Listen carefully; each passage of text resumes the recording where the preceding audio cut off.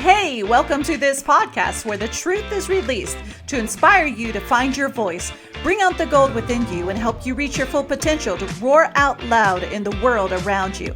I'm your host, Mary Street. This podcast is where we believe in turning up the volume on life's practical tips, impart insightful wisdom, as well as share life stories of triumph, resilience, and passion. Get ready to amplify your life and ignite your courage. This is Roar Out Loud. Hey guys, I'm super excited for this podcast. We've got a great one for you. I've got with me on either side a couple of our interns. So these gals next to me, they're powerful women and they've got some awesome, fun questions that they're going to ask. So Anessa, Judah, what is like one of the most burning questions that your age group, they want to know about? I think one thing that most students or friends of mine ask me all the time is, how do I know if he's the one? How do I know if God sent him to me or if he's a distraction? That's so good. In regards to dating? Yes. That's cool. In regards to dating. So what would your opinion be on that? Man,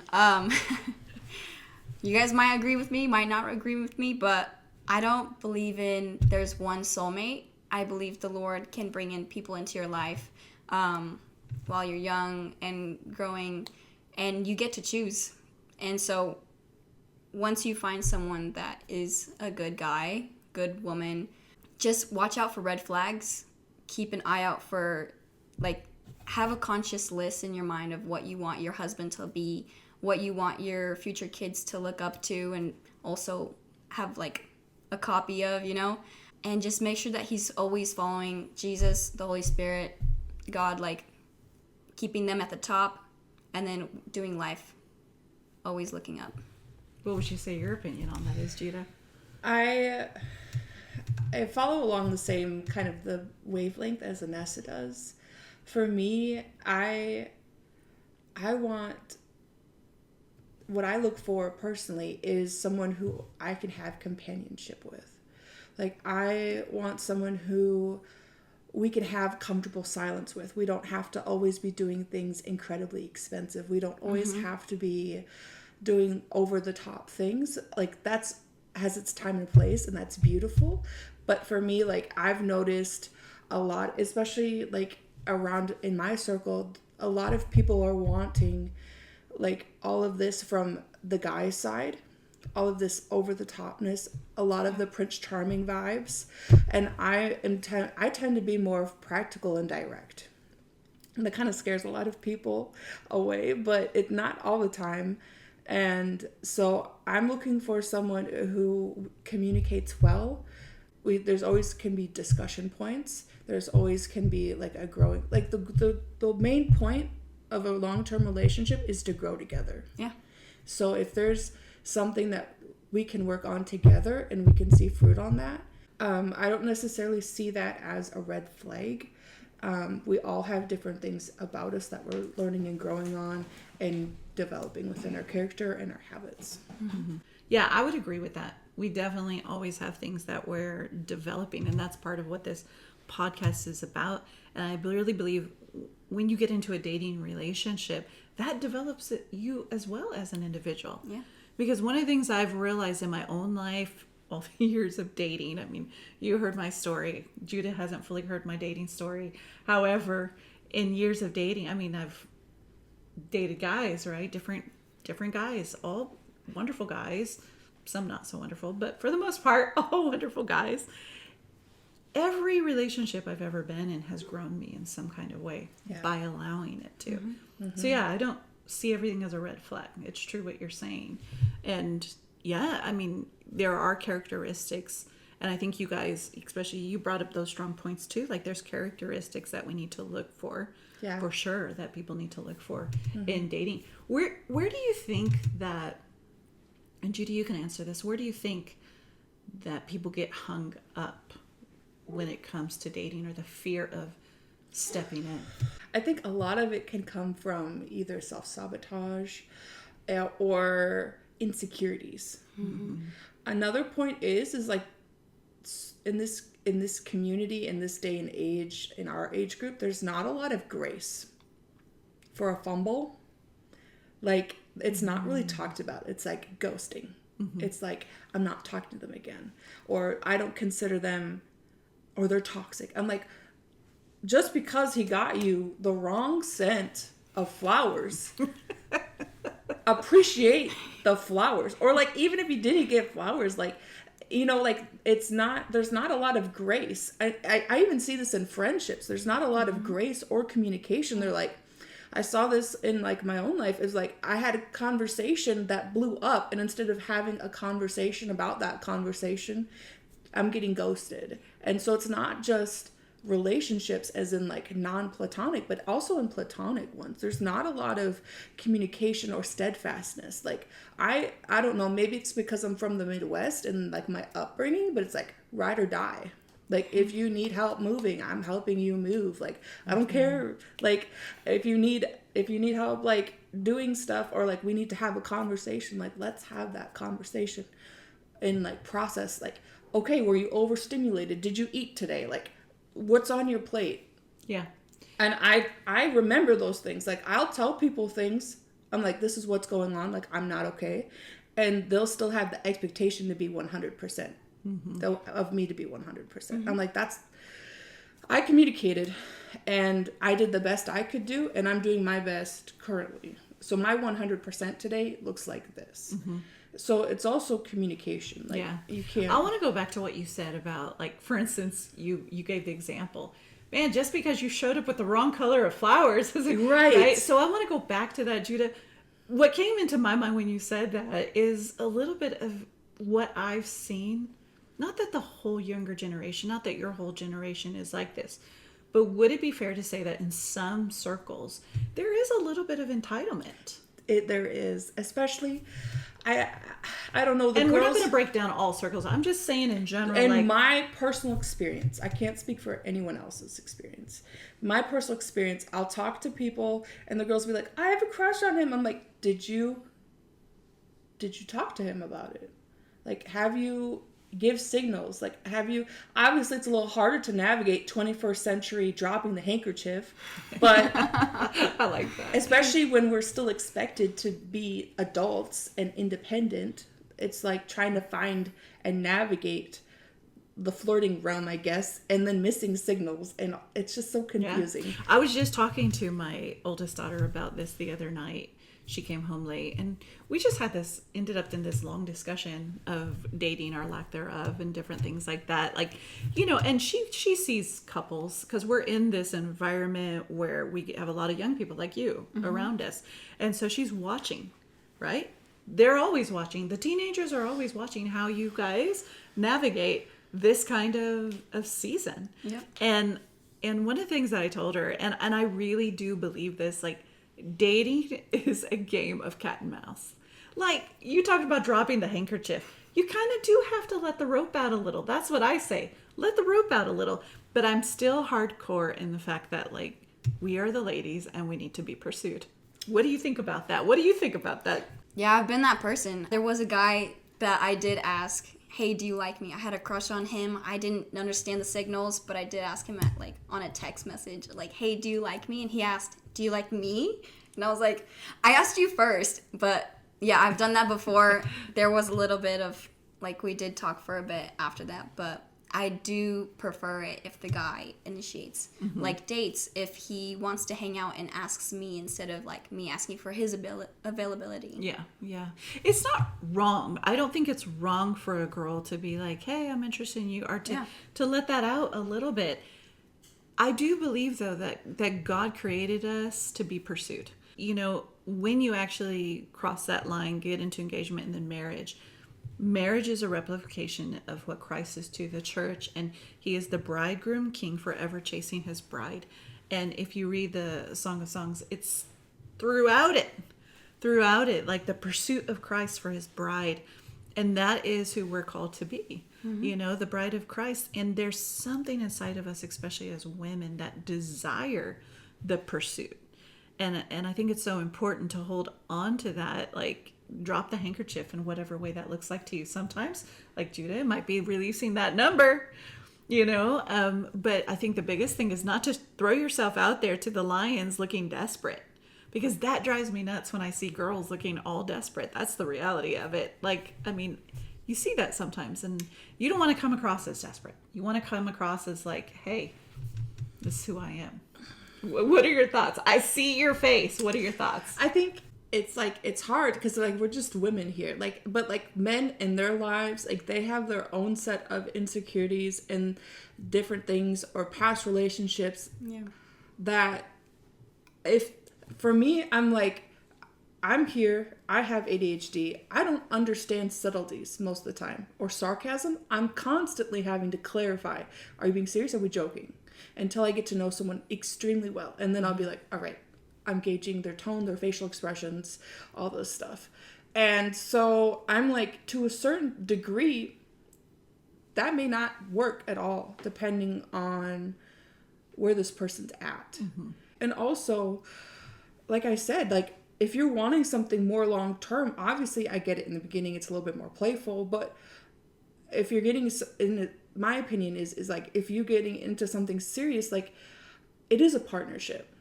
Yeah, I would agree with that. And so I don't want all the pressure of planning and admitting and doing all this stuff for the relationship to feel like it's on one person ever, whether it's me or him. And I would agree with that. Unless it's like maybe a specific season of like, I don't know, something traumatic's happening, or he's going through a sickness, or like I'm going through a sickness, or like, you know what I'm saying? Like, I just texted this to someone. They're like, I'm not doing well. And I said, on a range from energy drink to casserole, where are you at?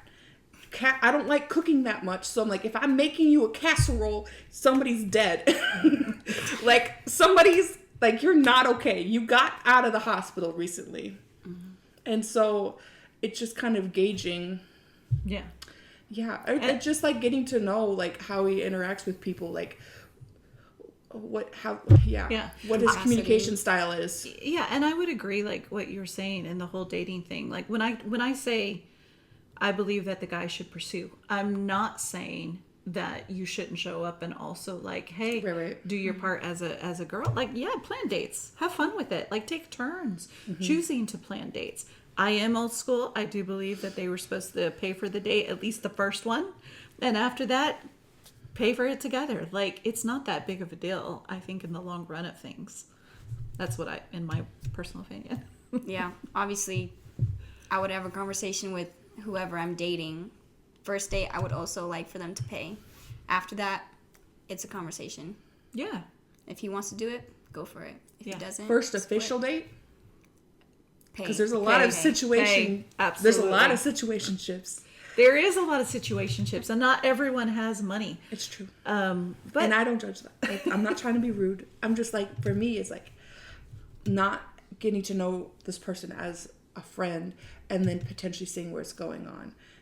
Like with the first official date is what you're saying. Yeah. Just asking a clarifying question. Yes, the first official date. It's one thing if you guys are hanging out and going out as friends. Of course you're going in our day and age we said Dutch, right? You're like each paying for your own stuff, paying for your own dinners. Yes. You're hanging out in groups, you're hanging out together, whatever. But when it becomes official, he better show up at your door and buy you some flowers. In my opinion, maybe it's not flowers, maybe it's a cheesecake or something. I mean, like, he needs to be showing up at the door and like saying, "Hey, I'm here for it." I would love that. But a lot of guys in this generation, they just don't know how to show up. They haven't been taught that. They haven't seen examples. It's true. And I agree. So they don't know that. That is a whole conversation. Because that's true. I think that's a communication thing of like, hey, like, I would love to see you show up. Like, here's the deal. Here's a list of things on different price ranges that I would consider a huge blessing to receive at any point, surprise or otherwise. And then he knows, these 4 things Judah likes. All right? I don't like flowers. Oh, wow. And that's okay. They die so fast. That's true. Some women don't. I love flowers. I do too. Yeah. So I'm thinking like, I don't know, a favorite snack. That's like on the lower price. You're like, make it practical. And then maybe something a little step above, depending where he's at, where his price point is at. Like maybe say like a $5, a $10, $20, like $30 to $35. Yeah. Like like, to me, like, cheesecake is, like, in the middle range, depending on what kind of cheesecake you get. But, like, I don't know. I would break it down. Yeah, for sure. So what do you girls feel is lacking when it comes to guys taking initiative and actually approaching a girl? Because I hear this all the time from single young women. Like, the guys just don't take initiative. They just don't do it. And I don't want to pick on you guys out there. I don't want to pick on them, because there are some guys out there, let's be fair, that are showing up. Yeah. They're doing the thing. Like, they are pursuing, they're doing the thing. They have a desire to get married. Many of them have seen good examples of relationships. There's others that are growing in that. But what would you say to guys out there? Like, how should they be showing up? In your personal opinion, what would you want to see? What do you feel like, how should they show up? I'd have to say, for me, I don't want to feel controlled. So for you, Judah, how would you desire a guy to show up? Like, I mean, I know it's for you. Like, you talked about your list and you talked about all those things. Okay, let's backtrack. In this generation, how should guys be showing up if they want to pursue a girl? But then there's fear. Some of them are afraid. Some of them haven't been taught how to actually show up and be the man, right? So what would you say to that? I would say that, and it's so hard because in Hollywood they only show like toxic or unhealthy relationships. Yeah. So I can't even like think of, like, there's very few movies where shows like healthy and like steadfast male leadership in a way that's not controlling, in a way that's not mildly verbally or physically abusive. So it's hard in both Hollywood and everyday life with, I don't know, people absentee don't. dads. I think it's fair to say, like, guys don't have good examples. They don't. Yeah. They don't have good examples. And then also, like, just as women, we have insecurities and fear. Guys have that same. It's just in a different flavor. So it would also like be cool to have just like a panel of guys talking about it. But also, like, I think sometimes we both on both sides have unrealistic expectations sometimes. Yeah. Like, a lot of times what I've seen with guys personally is they'll have a set of things, but then if like physically or this one thing doesn't match up with their ideal woman, then they're like, they don't even see anybody, like, people as it's like your sister, like you're a friend. I don't know, one of my brother's friends, he chooses just kind of a lot of toxic ladies because they're physically attractive and meets that standard, but they don't emotionally or spiritually meet that standard. Yeah. And you know, that comes with maturity, right? I mean, the frontal cortex isn't attached until they're about 25. That's just the reality of it. But I'm not saying all guys are dumb. I'm just saying that the reality is they look at the exterior when they're young, because God created men to be physical, right? Yeah. They visualize everything. Like they see a hot woman and they're like, wow, right? And we see a guy like, hallelujah, praise Jesus, and we're like, wow, right? From a Christian woman's perspective, if you see a guy and he's just like going after the Lord, that connects to our emotional side of things oftentimes, because God did create us that way to see the heart in a different kind of way, you know, where guys first see the physical and then they see the heart. But then again, if they don't have a good male leadership in their life, like a good what's the word I'm looking for? Somebody to show them the way. Mm-hmm. If they don't have that in their life, they're not going to know how to fully show up, right? And how to just be the man. They're not going to